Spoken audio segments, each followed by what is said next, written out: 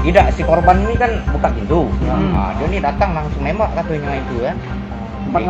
Jadi ada yang ngetok pintu ya Pak sebelumnya tuh? Tidak, ada yang nelpon. Sejauh ini ada barang hilang mungkin di rumah nggak ada Pak? Belum tahu juga Pak itu. Korban ini informasinya katanya mau nyalon kades Pak ya? Iya, iya. Kapan pilkadesnya Pak? 2002 ini bulan 10 ini. Pak. Kades mana Pak? Kades di daerah? Betung 2. Desa Betung 2. Kenal nggak Pak yang pelakunya tuh? Belum tahu ya. Ini iya, belum. Berapa orang Pak yang datang ke rumah itu Pak? Siko uang, Siko. Satu Pak. Siko. Setelah ditembak itu pelaku itu kemana Pak? Katanya Pak. Jatuh dia nih. Jatuh. Kondisinya gimana Pak? Kondisi korban? Luka-lukanya Di mana aja tadi Pak? Lagi dalam pengejaran Pak, lagi dalam pengejaran. Luka-luka korban tadi di bagian mana aja Pak? Yang Bapak lihat Pak? Leher di sini, ini leher sama di sini. Sabetan ya? Luka apa Pak? Luka senjata tajam. Bukan tembak Pak? Bukan. Nggak ada tembakan nggak ada Pak? Ada katanya, tapi Belum tahu nih yang di mana. Iya, iya. Saat kejadian korban sendirian atau sama anak istrinya Pak?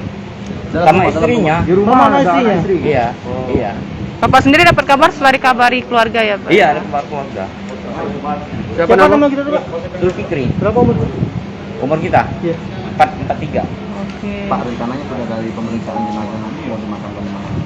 Di Desa Betung. Di kampung halaman itu Pak? Pemakaman umum atau keluarga Pak? Pemakaman umum, Pak.